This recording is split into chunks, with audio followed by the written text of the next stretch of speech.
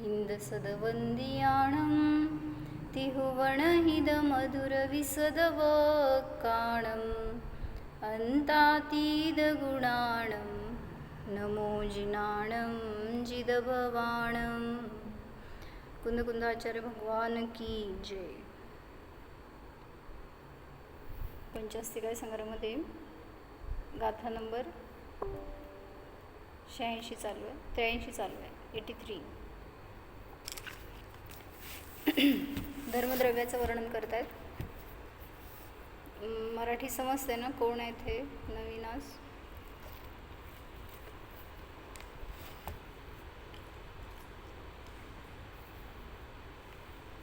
धम्मत्थिकायमरसम् अवण्णगन्धम् असद्दमफासं लोगागाढं पुट्ठं पिहुलमसंखादियपदेशम्.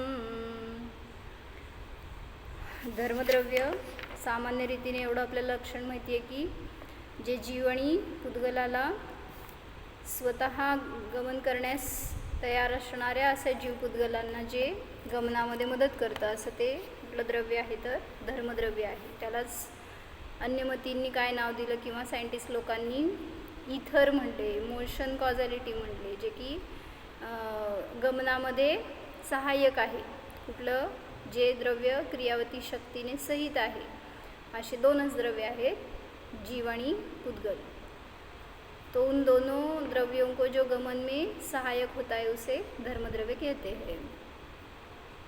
तो कल देख रहे थे हम क्या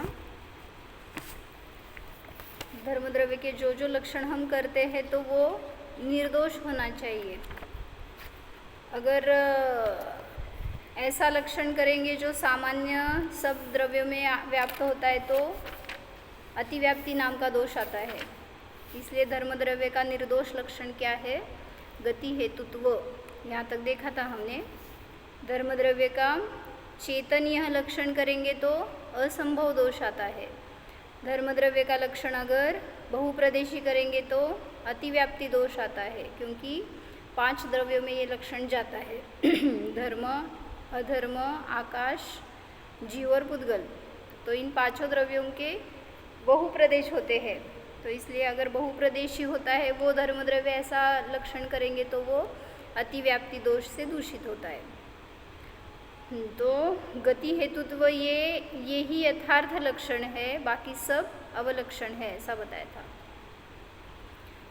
धर्मद्रव्य के गमन में कौन निमित्त होता है, ऐसा प्रश्न पूछा था.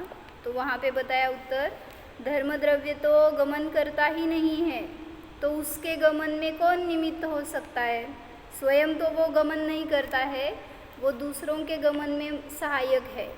तो उसके गमन में कौन निमित्त चाहिए? वो तो निष्क्रिय है, हलन चलन उसमें नहीं होता है धर्मद्रव्य में. इसलिए यह क्वेश्चन ही गलत है कि धर्मद्रव्य के गमन में कौन निमित्त हो सकता है. धर्मद्रव्य को जगह देने में कौन निमित्त है? जैसे हमने अभी जीव पुद्गल के बारे में तो फैमिलियर है कि उसके गमन में धर्मद्रव्य निमित्त है, स्थिति में अधर्मद्रव्य निमित्त है, अवकाश देने में आकाश द्रव्य निमित्त है और परिणमन में काल द्रव्य निमित्त है. तो ऐसे ही सभी द्रव्यों के लिए लगाना चाहिए. मतलब जैसे जीव पुद्गल के लिए वैसे ही बताओ धर्मद्रव्य को जगह देने के लिए कौन सा द्रव्य निमित्त है? आकाश द्रव्य ही निमित्त है, क्योंकि आकाश द्रव्य में विशिष्ट अवगाहनत्व शक्ति है. तो वो सभी द्रव्यों को अवकाश दे सकता है, देने वाला है, अवकाश देने में निमित्त है. धर्मद्रव्य ही सभी द्रव्यों को अवकाश देने में निमित्त है. उसके परिणमन में कौन निमित्त है? धर्मद्रव्य में भी परिणमन चल रहा है, तो उसका परिणमन, उसमें कौन निमित्त? काल द्रव्य निमित्त है. और उपादान धर्मद्रव्य स्वयं की उसकी योग्यता. परिणमन में स्वकाल बताना. जो उपादान होता है वो स्वकालीय उपादान है और निमित्त बहिरंग काल द्रव्य.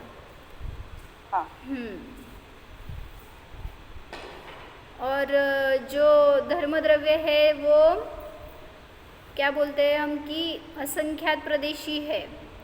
तो अवकाश देने में आकाश द्रव्य निमित्त है ऐसा आप बता रहे हैं, लेकिन उसने बाहर आकाश में रहता है या नहीं रहता है, व्यवहार से हो गया ये आकाश द्रव्य में रहता है धर्म द्रव्य। निश्चय से तो हर द्रव्य अपने ही प्रदेशों में रहता है, इसलिए उसका प्रदेशवत्व गुण ही उसके लिए कार्यकारी है, मतलब उसी में उसका अवस्थान है। जो भी द्रव्य है वो अपने अपने प्रदेशों में रहता है, तो धर्म द्रव्य के प्रदेश कितने हैं? असंख्यात प्रदेश है, और वो उपचार से बोला जाएगा कि धर्म द्रव्य आकाश द्रव्य में रहता है। धर्म द्रव्य को अवकाश देने वाला आकाश द्रव्य है। नाही, हे आम्ही चैतन्य रत्नाकर मधनं वाचतोय। धर्मद्रव्याची गाथा चालू आहे, 83 नंबरची, 83 नंबरची गाथा आहे। हे घ्यायचं असं तर घ्या, पुस्तक तिथं आहे, चैतन्य रत्नाकर, तिथं आहे। इकडचं पहिलं कपाट आहे ना खालचं, तिथंच आहेत सगळे छोटे छोटे, हां छोटे छोटे पुस्तक आहेत, सगळे भरपूर आहेत, तिथनं घ्या।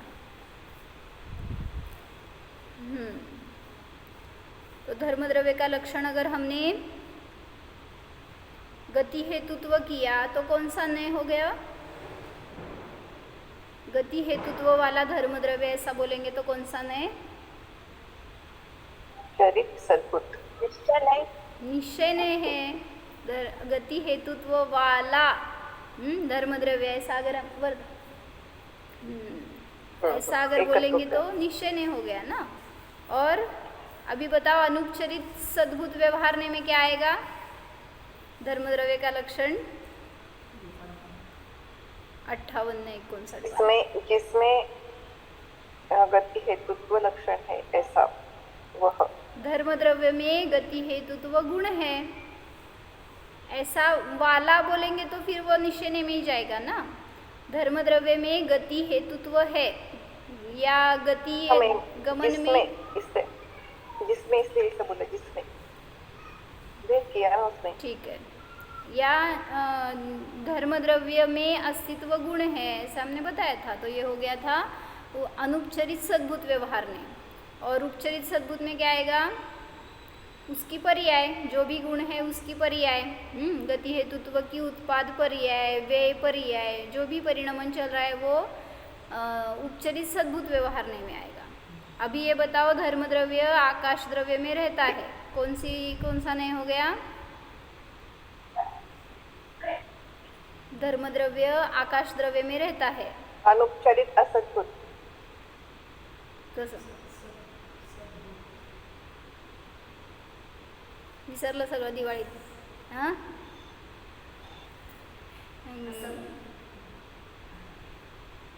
धर्मद्रव्य असं सांगा, जाऊ दे। जीवद्रव्य आकाश द्रव्यामध्ये राहतोय, कुठला नाही?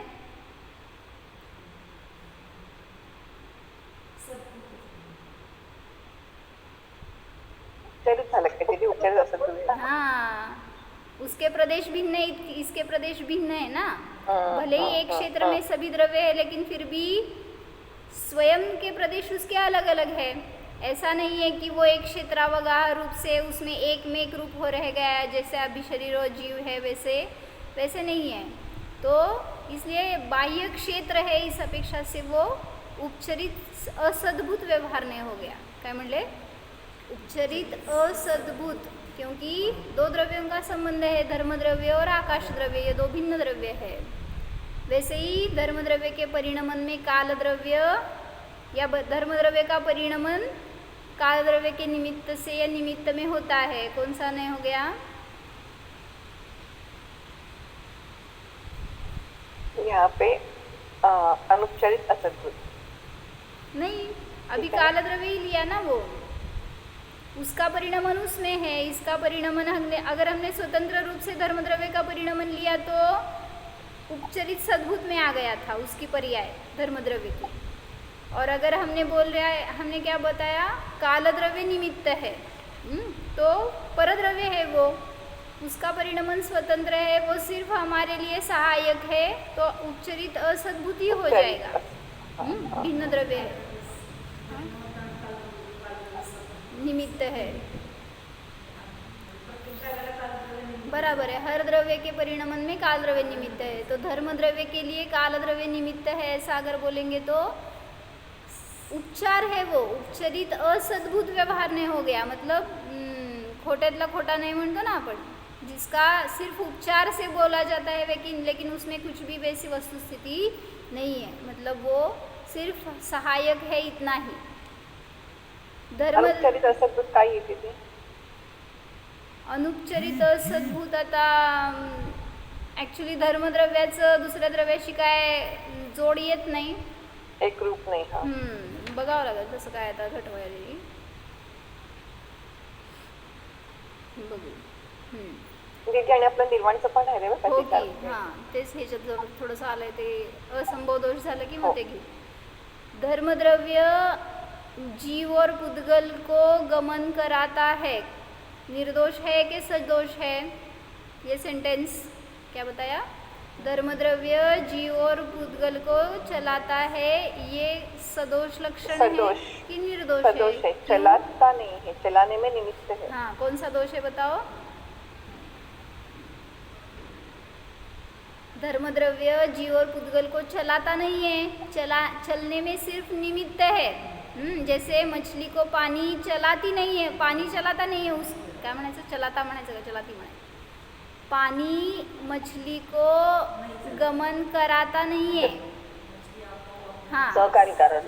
हाँ, तो ऐसे यहाँ पर भी धर्मद्रव्य जीव पुद्गल को चलाता नहीं है, लेकिन चलाने वाला मानेंगे तो कौन सा नहीं हो गया, कौन सा दोष हो गया? ना बस नहीं, ये तीन में लगाना है ना हमें, अव्याप्ति, अतिव्याप्ति और असंभव में कौन सा दोष हो गया? असंभव ही आएगा फिर, असंभव. बराबर, असंभव दोष आता है. मतलब कोई भी द्रव्य दूसरे द्रव्य का कार्य कुछ भी नहीं करता है, सिर्फ निमित्त होता है, ऐसा लगा सकते हैं, क्योंकि अभी उनका परिणमन युगपत चल रहा है इसलिए. लेकिन कोई द्रव्य अन्य द्रव्य का कुछ भी कार्य तीन लोक में, तीन काल में नहीं कर सकता है. इसलिए अगर हमने ऐसा बताया कि धर्मद्रव्य ने मुझे चलाया, तो यह असंभव दोष हो गया. तो अभी बताओ, महावीर भगवान निर्वाण को प्राप्त हो गए, तो इस निर्वाण में कौन कौन उपादान है और कौन निमित्त है? उनको मोक्ष क्यों हो गया, निर्वाण क्यों हो गया? बोला. उपादान तर त्यांचं स्वतःचं स्वद्रव्य क्षेत्र काल भाव ह्याच्यानुसारच परिणमन होते, त्यामुळं ते सगळं उपादान कारण आहे. निमित्त कारण कोण है? धर्मद्रव्य के उदासीन रूप निमित्त से लोकाग्र तक जाकर रुके, ये उपचारित असद्भुत हो गया. एक मिनट, मला मतलब धर्मद्रव्य क्या सेंटेंस क्या लिया है हमने? धर्मद्रव्य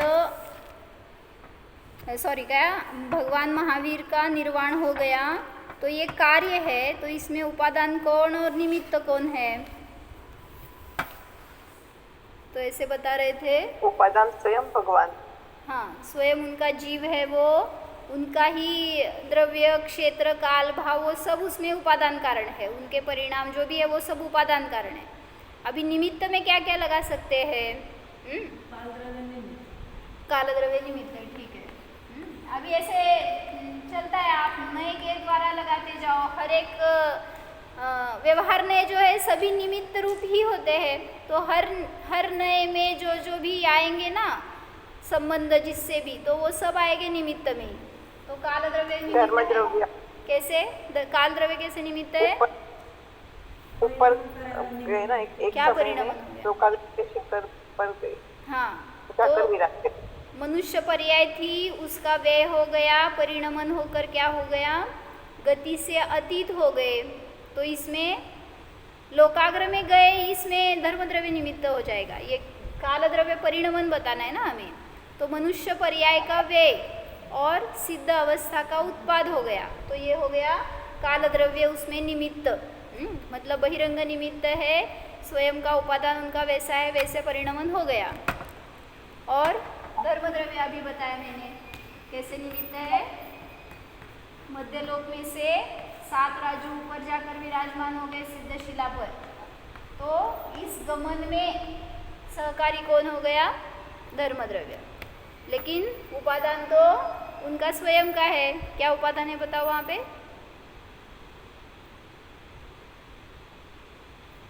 निकालिए उपादान। क्या है? क्रियावती शक्ति है।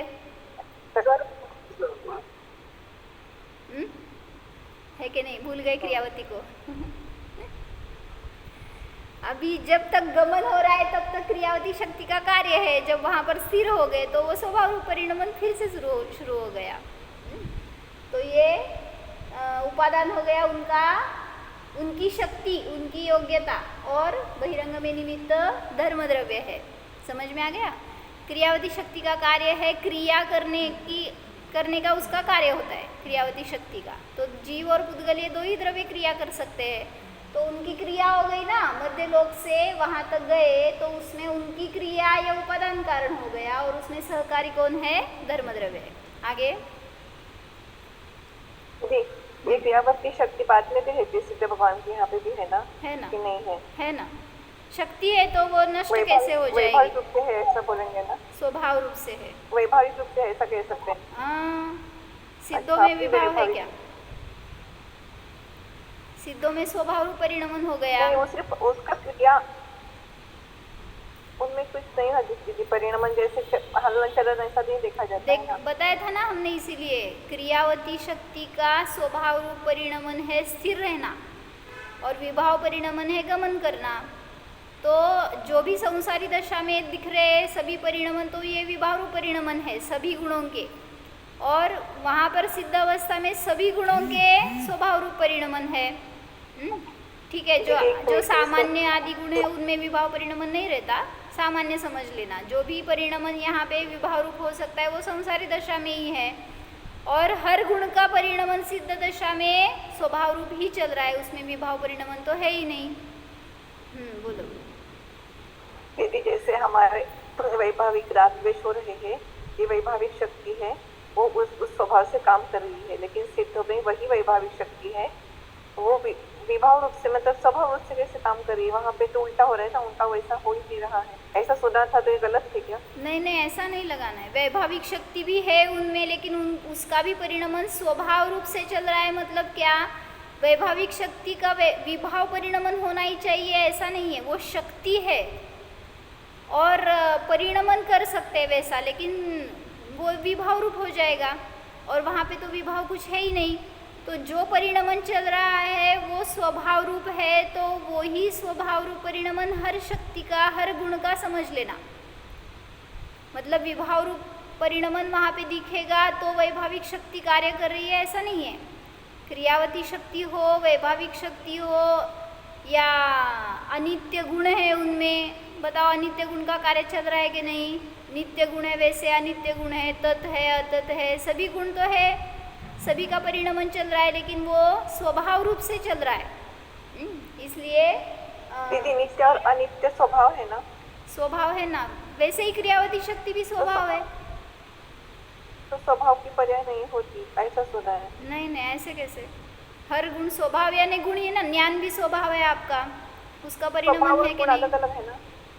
अभी गुण में लगा रहे हैं ना, अभी अनेक आचार्यों का कथन अलग अलग प्रकार से आया है, नए चक्र में अलग आया है, लेकिन सभी सामान्य जो शास्त्रों में कथन आता है उसकी अपेक्षा से देख रहे हैं हम।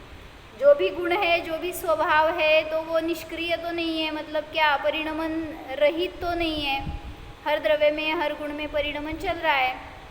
तो इसलिए जो ज्ञान गुण का पर्याय है, ज्ञान गुण की कोई पर्याय हमको दिखाई दे रही है, मतलब जो भी पंडित ज्ञान शुद्ध ज्ञान है।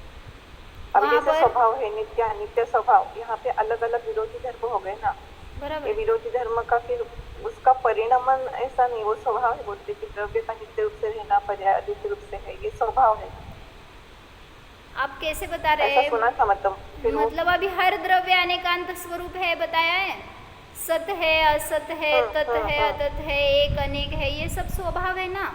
तो सत जो है उसका परिणमन है कि नहीं है?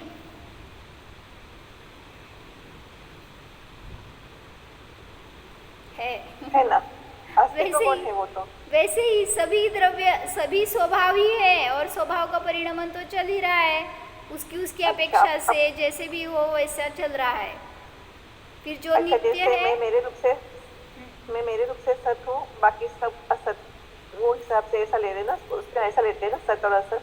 ऐसे लगाओ, या फिर सत का भी परिणमन चल रहा है, उत्पाद वेद रूप से हर पर्याय परिणमन कर रही है तो उसका भी परिणमन चल रहा है। तो नित्य है तो द्रव्य का नित्य रूप से रहना ये भी परिणमन है। हर पर्याय में नित्य नित्य रूप रहेगी ना, रहेगा वो द्रव्य, तो वो उसका परिणमन है। और अनित्य रूप से अनित्य स्वभाव है, इसलिए आपको दिख रहा है वैसे कि परिणमन चल रहा है, तो हर एक पर्याय नष्ट हो रही है, उत्पन्न हो रही है, ये भी अनित्य परिणमन, अनित्य गुण का परिणमन है। तो हर एक द्रव्य में, हर एक गुण में जो भी स्वभाव रूप परिणमन है वो सिद्ध दशा में दिखेगा, इसलिए बता रहे थे। हाँ, तो धर्म द्रव्य वहाँ पे निमित्त है, लेकिन स्वभाव या उपादान क्या है, उसकी क्रियावती शक्ति। तो मेरा एक प्रश्न है, सिद्ध कहाँ होते हैं, सिद्ध कहाँ बनते हैं? मध्यलोक में बनते हैं कि ऊर्ध्वलोक में? यहाँ ही बनते हैं, मध्यलोक में ही बनते हैं। यहीं पे है ना वो जीव मुनि, जो मुनिराज है वो ध्यानस्थ यहाँ पे है। 13वें गुणस्थान 14वें गुणस्थान का अंत यहाँ पे हो गया, और यहाँ से सिद्ध दशा, यहाँ सिद्ध दशा प्रकट हो गई। मतलब कर्मों का ऐसे नहीं है कि जाते जाते अभाव करते करते जा रहे, का इकडे एक टाकलं तिकडे एक टाकलं, ऐसा नहीं है। यहीं पे सभी कर्मों का अभाव हो गया, शरीर से मुक्त हो गया, और सीधा एक समय में, एक ही समय है उसमें भी कितना विवाद है, एक समय में लोकाग्र में जाकर विराजमान हो गया।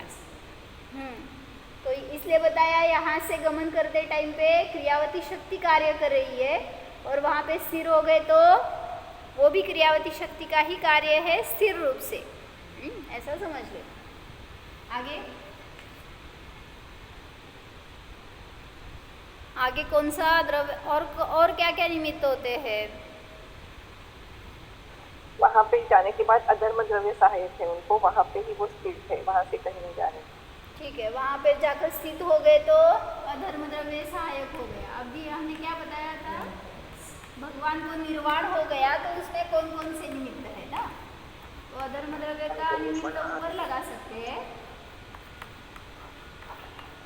ओके, आगे स्थिति में सहायक, वहाँ पे जाकर स्थिर होने में सहायक है, इसलिए अधर्म द्रव्य निमित्त है।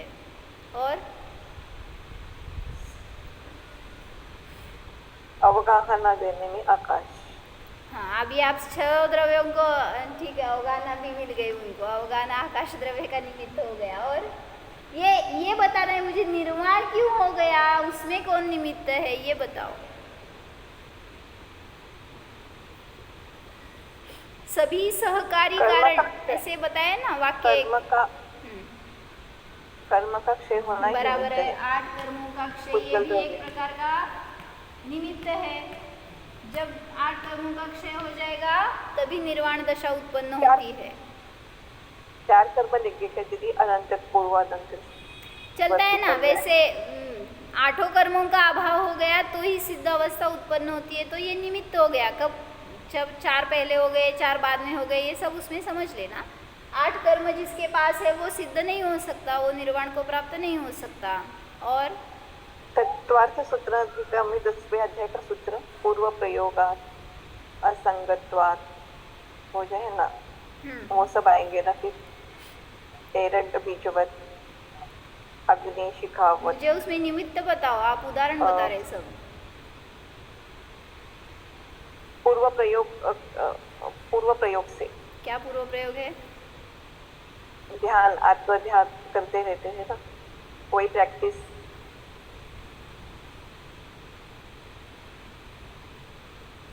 अभी ध्यान, ठीक है, चतुर्थ शुक्ल ध्यान ऐसे मैंने कारण निकाला है। मतलब अभी श्लोक वार्तिक का कथन है ये, ऐसा देखो, चतुर्थ शुक्ल ध्यान है वो ही निर्वाण में निमित्त है, उससे पहले निर्वाण दशा उत्पन्न नहीं होगी, इसलिए चतुर्थ शुक्ल ध्यान भी निर्वाण में एक टाइप का निमित्त है। और आप थोड़ा सा व्यू एक्सपांड करो आपका।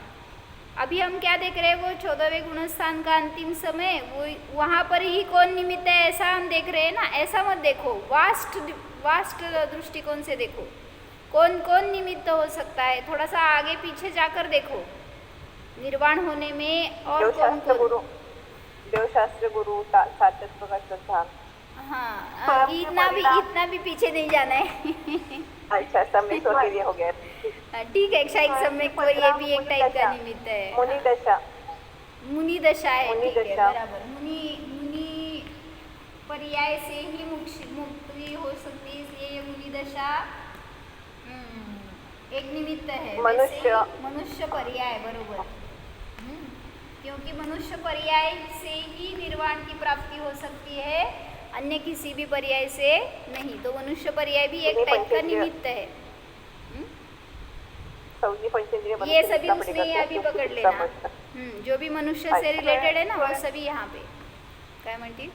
स्वयं के निर्माण परिणाम, परिणाम है वो उपादान हो जाएंगे, निमित्त नहीं होंगे। निमित्त देख रहे हैं। शपक श्रेणी चढणं। हाँ, ठीक है, शपक श्रेणी म्हणजे हे बहिरंगामधून बघायचं आहे का? बहिरंग यानी निमित्त है, इसको कर्ता नहीं मानना चाहिए, लेकिन परिणाम जीव के एक देश करता है। इसलिए ये जो बहिरंग से अकिंचित कर है, इसका इनकी वजह से हुआ ऐसा नहीं है, लेकिन है वो निमित्त होने ही चाहिए ऐसा, इस अपेक्षा। ध्यानस्थ बैठे हे मन वचन काय की गुप्ती। ये हो गया ना यहाँ पे चतुर्थ शुक्ल ध्यान, एकाग्र शुक्ल ध्यान में आ गया वो। चतुर्थ शुक्ल ध्यान से ही मोक्ष होगा, ये निमित्त है बहिरंग। और अभी इसमें आ जाएगा ये जो 8 कर्मों का क्षय है ना, इसमें एक आ जाएगा, वहीं पर आयु का क्षय हो गया, इसलिए निर्वाण दशा उत्पन्न हो गई। और असिद्धत्व का कर्म का क्षय हो गया, फिर ऐसा ले सकते फिर सिद्ध। 8 कर्मों में वो आ जाएगा, औदैहिक भाव है वो टाइप एक असिद्धत्व का क्षय हो गया, या औदैहिक भावों का क्षय हो गया, या कर्मों के उदय का क्षय हो गया, कर्म का क्षय हो गया। एक चारित्र्य का प्रकटीकरण। आपण इथून वैराग्यापासूनच घ्यायला पाहिजे ना, त्यांना जिथून वैराग्य आलं तिथून। वैराग्य ये परिणाम है ना जीव के, तो ये परिणाम उपादान रूप रहते हैं। ये सब हम निमित्त देख रहे हैं। बहिरंग में निमित्त क्या है? अभी वैराग्य में निमित्त वो हो सकता है, वो अलग। यहाँ पे निर्वाण में निमित्त क्या है ये देख रहे हैं। मतलब निर्वाण जब होता है ना, तो मनुष्य पर्याय होती है। निर्वाण जब होता है तो मुनि अवस्था होती है, तो शुक्ल ध्यान होता है, तो 8 कर्मों का क्षय होता है। ये ऐसे मतलब वो शपक श्रेणी से ही आगे गए हैं, ये उसमें निमित्त है बहिरंग। मैं बताती हूँ। उपसर्ग दे सकते हैं क्या? अंतपुर केवलिका वगैरह ऐसा नहीं है कि उपसर्ग नहीं हुआ तो नहीं होंगे, हो तो हो ही। वो भी है। ये एक बताया था चतुर्थ काल, ये भी निमित्त है। या कर्मभूमि, हाँ, कर्मभूमि ये भी निमित्त है। या विदेह क्षेत्र ऐसे लो, अभी विदेह क्षेत्र निमित्त है, इसलिए मतलब विदेह क्षेत्र से ही अभी मुक्ति हो सकती है, इसलिए कर्मभूमि निमित्त है। और उच्च गोत्र, सौदली ये इसमें आ गया। मनुष्य पर्याय में हम सब ये वो सब ले लिए यहाँ पे, पंचेंद्रिय पर्याप्त, वो सब यहाँ पे आ जाएगा। और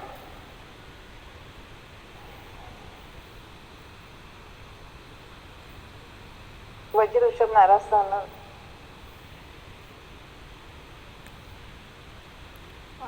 वज्र ऋषभ नाराज सहनन भी एक टाइप का निमित्त है। अभी आप विद्यानंद आचार्य से आगे जा रहे हैं। उन्होंने 4-5 कारण ही बताए, लेकिन हमने 11 कारण निकाले। और यहाँ पे हमने काल द्रव्य लिया है। वज्र वृषभ नाराज सहन सबको नहीं होता ना? नहीं, जो भी जीव जाएगा मोक्ष को, उसको वज्र वृषभ नाराज सहन ही रहता है, कंपलसरी होना ही चाहिए, तभी वो जीव ऐसी ध्यानस्थ दशा में स्थिर रह सकता है। नहीं, ऐसे नहीं है। जो भी जीव मोक्षगामी है तो उनको वज्र वृषभ नाराज सहन होगा ही होगा, ऐसी व्याप्ति है। लेकिन वज्र वृषभ नाराज सहन होने वाला जीव मोक्ष को ही जाएगा, ये व्याप्ति नहीं है। क्या समझ में आया? विषम व्याप्ति है वो। मुझे क्या लगता था कि तीर्थंकर को ही वज्र ऋषभ नाराज सहनन होता है? नहीं नहीं, ऐसे नहीं। तो अन्य सामान्य अरिहंत भी जाते हैं ना? जो भी जीव जाएगा ना मोक्ष को, तो वहाँ पे उसको वज्र ऋषभ नाराज सहनन ही होगा। अन्य हीन सहननों से मोक्ष नहीं हो सकता, किसी को भी नहीं हो सकता। तो अलग अलग संस्थान हो सकते हैं, संस्थान हो सकते हैं लेकिन सहनन नहीं। बराबर, संस्थान तीर्थंकरों को उत्कृष्ट संस्थान ही होगा, समचतुरस्र संस्थान ही होगा तीर्थंकरों को या शलाका पुरुष आदि को जो भी होंगे। लेकिन अन्य संस्थान से मुक्ति होती है कि नहीं? हो सकती है, लेकिन अन्य सहननों से मुक्ति नहीं है। इसलिए वज्र सहनन एक नियम है। मुझे एक क्वेश्चन है कि वो वज्र ऋषभ नाराज सहनन के कारण जो मुनि अवस्था में उपसर्ग होते हैं तो वो उसको विजय प्राप्त करते हैं, ऐसा उसका लिंक करना है क्या? ऐसा अभी अंतरंग परिणामों की स्थिरता है वो, नहीं तो वज्र ऋषभ नाच सहनन वाला इतना स्थिर होता है कि 7वें नरक में भी गमन करता है। मतलब वो नहीं क्या, कौन, ब्रह्मदत्त चक्रवर्ती या आपके सनत कुमार, नहीं कौन से चक्रवर्ती जो नरक में गए? सोम चक्रवर्ती है ना। वज्र ऋषभ नाच सहनन ने फिर भी परिणामों की विचित्रता रहती है, तो कहीं पर भी जा सकता है। उत्कृष्ट दशा हो सकती है उसकी, निकृष्ट तो निकृष्ट या सुकुमाल मुनि सर्वार्थ स्थिति में गए, नकुल सहदेव भी गए, तो ये भी मतलब हो सकता है कि वो अंतरंग परिणाम। हाँ, तो यही तो बताया ना, अगर वो जीव राजपाट में, राजवैभव आदि में उसका अंत हो गया तो 7वें नरक जाएगा। अगर शुभ परिणामों में गया तो सर्वार्थ सिद्धि तक जाएगा, और शुद्ध परिणामों से गया तो नियम से मोक्ष भी जा सकता है। लेकिन वज्र ऋषभ नाच सहनन वाला ही मोक्ष को जाता है, अन्य सहननों से सहित किसी को मोक्ष नहीं हो सकता। और एक आज ना यहाँ से रिलेटेड ऐसी कथा कि जो भगवान महावीर के समोशरण में किसी ने पूछा कि बाहर मुनि ध्यानस्थ है तो उनके अभी परिणाम कैसे हो रहे हैं, तो 7वें नरक जैसे हो रहे हैं, फिर सर्वार्थ सिद्धि जैसे, फिर मोक्ष जैसे। मतलब वही था ना, वज्र ऋषभ नाराज सहनन नहीं है, लेकिन उनके परिणामों में इतना अंतर्भास था। हाँ, कौन है बताओ मुनि? समझ में आया, मैंने बताई थी स्टोरी। नहीं मालूम, नाम नहीं याद। श्वेतवाहन वो राजा ही, कौन? श्वेतवाहन मुनि उनका नाम था। पता है स्टोरी? बताई मैंने यहाँ पे, बहुत बार बताई थी। उनके बेटे पे और राज पर किसी ने चढ़ाई कर दी ऐसे सुना तो वो क्रोधित हो गए। मतलब मुनि है, मुनि दशा में स्थित थे और वहाँ से श्रेणिक राजा जा रहा था, उसने नमन किया तो उनके परिणाम ऐसे बहुत अस्थिर दिखे, ऐसी मुद्रा क्रुद्ध ऐसी दिखी, तो उसको शंका आ गई कि ये मुनि ऐसे क्यों दिख रहे हैं। ध्यानस्थ थे लेकिन चेहरे पर भाव रहते ना, तो वो उसको वैसे दिखे। तो वो समोशरण में जा रहा था, वहाँ जाने के बाद उसने क्वेश्चन पूछा कि अभी मैंने जिस मुनि के दर्शन किए वो मुनि ऐसे क्यों दिख रहे थे, उनकी मुद्रा चलित क्यों थी। तो समोशरण में भगवान से उनको समझ में आ गया कि अभी उनकी नहीं, उस टाइम पे जो रीज़न बताया था, जो पहले वाला राजकुमार था उनका पूर्व गृहस्थ दशा में, उनके राजकुमार पर उन्होंने पूरी जवाबदारी छोड़ दी थी राज्य की और मुनि दीक्षा ले ली थी। तो वो तो बालक थे राजकुमार, तो उनको कुछ ऐसी समझ नहीं थी, तो चारों मंत्रियों ने मिलकर कपट किया और उनको बंदी बना दिया और वो स्वयं राज्य करने लगे, सब अत्याचार करने लगे। तो ये समाचार उनको कहीं से सुनने को मिले उन मुनि को, और उसी क्षण यहाँ पे श्रेणिक राजा जा रहा था, तो उनको ऐसा थोड़ा सा विकल्प आ गया कि ऐसा क्यों किया। तो ये मोह के परिणाम, इस वजह से वो अपने ध्यान से बाहर आ गए थे, निर्विकल्प दशा से बाहर आ गए थे और विकल्प हो रहा था उनको। तो भगवान ने बताया दिव्य ध्वनि में, अगर इस समय उनको आयुबंध होगा तो वो 7वें नरक में जाएंगे। फिर श्रेणिक राजा को बहुत बुरा लगा कि इतनी अच्छी मुनि दशा, मुनिचर्या पालन कर रहे, लेकिन ऐसे परिणामों से 7वें नरक जा सकते हैं। तो वो बोल रहे थे अभी हम क्या कर सकते हैं, वो परिणाम अपने कैसे स्थिर कर सकते हैं। तो फिर से मुनिराज ने बताया नहीं, अभी उनकी दशा ऐसी है कि इस परिणामों से वो सर्वात सिद्धि तक जा सकते हैं। फिर थोड़ी देर बाद फिर भगवान ने बताया कि अभी के परिणाम ऐसे है कि वो नहीं, तुम वहाँ पे जाओ और उनका स्थितिकरण करो, ऐसे भगवान से उनको संबोधन मिला। तो श्रेणिक राजा वहाँ पर जाकर उनको बहुत अच्छे से संबोधन किया है, मतलब वो स्टोरी में हमने बताया था। क्योंकि मुनि का स्थितिकरण हम कैसे कर सकते हैं, हम श्रावक हैं, हमारी स्टेज लोअर है उनसे, फिर हमें उनको कैसे संबोधन करना चाहिए। तो बहुत विवेक से बोलते हैं श्रेणिक राजा उनके साथ, आप महामुनिराज है, आपकी इतनी अच्छी चर्या है, आप इतना उत्कृष्ट पुरुषार्थ कर रहे हैं, बहुत अच्छे से विनय पूर्वक बताते हैं। और बाद में बोलते हैं कि जो भी आपको अभी विकल्प है उस विकल्प का मैं समाधान कर देता हूँ, आज से वो राजकुमार हमारे अधीन है, हम उसकी रक्षा करेंगे, आप उनकी वजह से अपना विकल्प अपना ध्यान से मत च्युत होना, और आप अपनी निर्विकल्प साधना में ही दृढ़ रहो, आपको अच्छे क्या बोलते हैं, अच्छी गति प्राप्त हो, या आपकी साधना दृढ़ रहो। ऐसे उन्होंने जस्ट बताया तो इतनी विशुद्धि बढ़ गई उन मुनिराजों की, सभी विकल्प छूट गए और श्रेणी मानते गए, 8वें 9वें 10वें 12वें, बस हो गए भगवान। श्वेत वाहन मुनिराज श्वेत वाहन भगवान बन गए और वो वहाँ से मुक्त हो गए। तो किस लिए बता रहे थे? मुनि का ऐसा कथन आता है कि उन्होंने ऐसे तलवार उठाई, मतलब आविर्भाव जैसे कि अभी ऐसे, तो वो उनका हाथ मस्तक पे गया तो उसका एकदम मतलब वो जो केस सुना है मैंने भी ये, लेकिन वो शायद वो श्वेतांबर साहित्य में आती है ऐसी कथा। उनका हाथ मस्तक को लग गया और फिर उनको समझ में आ गया हमारे सिर पे तो मुकुट भी नहीं है, केश भी नहीं है, हम तो मुनि हो गए, ऐसा उनको उस टाइम पे ख्याल आ गया और वो फिर से स्थित हो गए। अलग अलग वक्ता है, अलग अलग कथन रहता है, ठीक है। तो ऐसे अनेक कारण रहते हैं एक कार्य में, इसलिए बोला वहाँ पे एक वाक्य, सहस्त्र सहकारी समवाय कारणों का समवाय होता है एक कार्य में, फिर भी इन कारणों से मुक्ति नहीं होती क्योंकि ये निमित्त है, उपादान से ही मुक्ति होती है। तो उपादान क्या है? जो उपादान भगवान महावीर के पास था वही उपादान हमारे भी पास है, तो उस उपादान से स्वयं को जानने का पुरुषार्थ करो, मैं भी वैसा ही भगवान स्वरूप हूँ ऐसा जानो, तो हमें भी मुक्ति सहज मिल सकती है। परम अवतारी का अर्यंत भगवान ले सकते कैसे?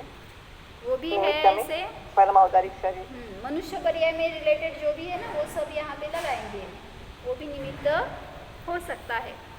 सभी निमित्तों की उपस्थिति में कार्य होता है, लेकिन निमित्तों से कार्य नहीं होता। तो वहाँ पे उपादान जो है वो हमारा त्रिकाली शुद्ध कारण परमात्मा है, और उसको जानने वाली अतीन्द्रिय ज्ञान पर्याय भी हमारे पास ही है। अगर उससे हम स्वयं को जानेंगे तो हमें अभी अतीन्द्रिय आनंद प्रकट होगा और मोक्ष का भी पुरुषार्थ हमसे हो सकता है।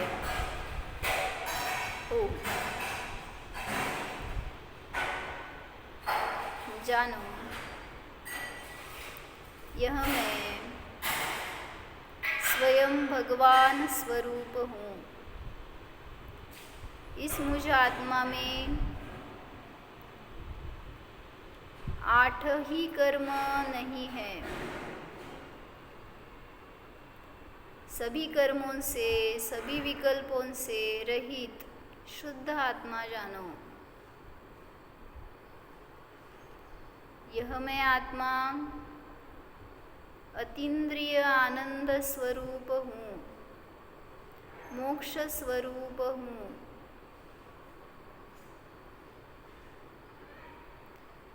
परद्रव्य का यह मैं अकर्ता हूँ, वैसे ही परद्रव्य भी मेरे परिणमन का अकर्ता ही है जानो। अकर्ता ज्ञाता स्वरूपोऽहम्, जीवोऽहम्। ओम विसर्जन।